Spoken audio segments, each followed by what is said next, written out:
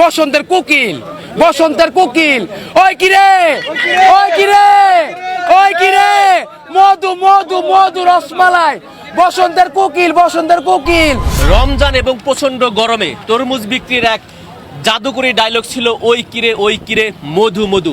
সেই ডায়লগ দেওয়ার পর সে আলোচনায় আসে এবং পুরো নেট দুনিয়ায় ভাইরাল হয়ে যায় আমাদের সেই রনি ভাই। তরমুজ বিক্রি শেষ হয়ে গেল, রনি ভাইয়ের জনপ্রিয়তা কিন্তু এখনো শেষ হয়নি, ধরে রেখেছে।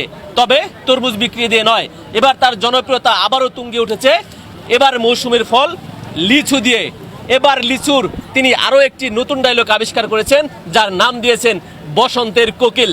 এই বসন্তের কোকিল দিয়ে তিনি আবারও কিভাবে আলোচনায় আসলেন সেই বিষয়ে আবারও কথা বলবো রনি ভাইয়ের সাথে। আছি আমরা এখন এই মুহূর্তে কাউরান বাজারে। রনি ভাই কেমন আছেন আপনি? আলহামদুলিল্লাহ ভাই, আল্লাহ পাক রাব্বুল আলামিন বহুত ভালো রাখছে, আলহামদুলিল্লাহ ভাই। আপনি তো তরমুজ বিক্রি করে ভাইরাল, রমজান শেষ, তরমুজ শেষ, তারপরেও আপনার জনপ্রিয়তা এখনো তুঙ্গে, কিভাবে এটাকে ধরে রাখলেন একটু বলেন তো। ভাই আমি যত কষ্ট করে পারলো যত ধরে রাখছি আরো ধরার চেষ্টা করবো ভাই, কারণ পাবলিকদের জনগণের জন্য ভাই আমি ভালো ফল নিয়ে আসবো বাজারে, যেমন পাবলিকে খাইয়া যেমন তৃপ্তি পায়, আনন্দিত পায়, খুশি হয় যে না পোলাটা ভালো ফল বিক্রি করে, সবাই যেমন ছুটায়। এই জন্য আমি যাই ধরে রাখছি আরো ধরার টাইট করতেছি, যেমন আরো ভালো ভালো ভালো ফল বিক্রি করবো, ভালো জিনিস আনবো, যেমন আরো ধরে রাখতে পারবে। আমার জন্য দোয়া করবেন ভাই। আপনি তো মধু ডায়লগ ওই কিরে মধু মধু দিয়ে আলোচনায় আসছিলেন, এটা হঠাৎ করে হয়ে গেছে, মেনে নিলাম, কিন্তু এই যে লিচুর নাম যে বসন্তের কোকিল, এত সুন্দর নামটা কিভাবে আবিষ্কার করলেন, এই ডায়লগটা কিভাবে তৈরি করলেন একটু বলবেন? ভাই এই ডায়লগটা মানে দিছি কি লিগা, ছোটকালে পড়ালেখা করছি, ঘুরছি, বেড়াইছি, তারপর জঙ্গলে, তারপর মনে করেন যে বনে, জায়গায় জায়গায় ঘুরছি, বেড়াইছি, মানুষের মুখে শুনছি যে বসন্তের কোকিল বছরে একবারই ডাকে।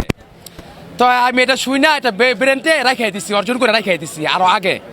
তো রেখে দেওয়ার পরে তো লিচু কিভাবে বিক্রি করব ডায়লগটা দিছি, মনে করেন যে লিচুর লগে ওইটার লগে বটায় ফেলাইছি যে বসন্তের কোকিল যখন একবার ডাকে তো লিচু তো বছরে একবার আসে, দুইবার আসে না।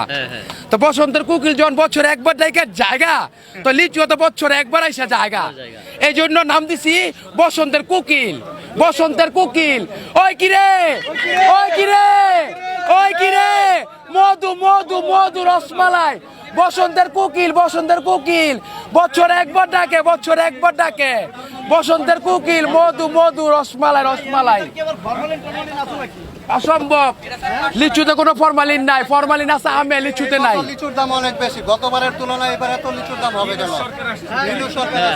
সরকার ভাই এবারে লিচু কি বেশি ভালো নাকি এত দাম বেশি বলতেছে নাকি, কারণ কি? লিচুর দামটা বেশি কারণ ভাই আফ্রিকা অনেক গরম গেছে তো ভাই, লিচু ঝরে গেছে গা, শুকায় গেছে গা, লিচু উৎপন্ন হতে পারে নাই। হ্যাঁ এই জন্য একটু দাম বেশি ভাই। আচ্ছা ঠিক আছে, আপনি তো তরমুজের পর লিচু ধরলেন, মৌসুমি তো অনেক ফলই আছে, এরপরে কোন ফল বিক্রি করবেন? 500, একদম 500, 500 মধু রসমালাই, রসমালাই, মধু মধু খাইবেন। এই যে মধু রসমালাই, ভাই সামনে তো চলুন, 500 টাকা। ওই ভাই সামনে তো সরেন, এই বাইরে চাপেন, 100 নিবেন, আসেন আসেন। মধু মধু রসমালাই, রসমালাই, মধু মধু আসেন আপা, মধু বেশি রনি ভাই, মধু বেশি, মধু রসমালাই, বসন্তের কোকিল, মৌসুমি ফল এসলেই কাউরান বাজার ভরে যায়, মুখরিত হয়ে যায় বিভিন্ন ফলে। ব্যবসায়ীও আছে অনেক, কিন্তু আলোচনায় আসতে পারে না সবাই। সবার থেকে সেরা এখন আমাদের সেই ভাইরাল রনি ভাই। রনি ভাইয়ের জন্য রইল অনেক অনেক শুভকামনা, আরও এগিয়ে যাক অনেক দূরে, সেই কামনায় আজকের মতো বিদায় নিচ্ছি। দেখা হবে আবার অন্য কোথাও অন্য কোনো ফল নিয়ে। সবাই ভালো থাকবেন, সুস্থ থাকবেন, আল্লাহ হাফেজ।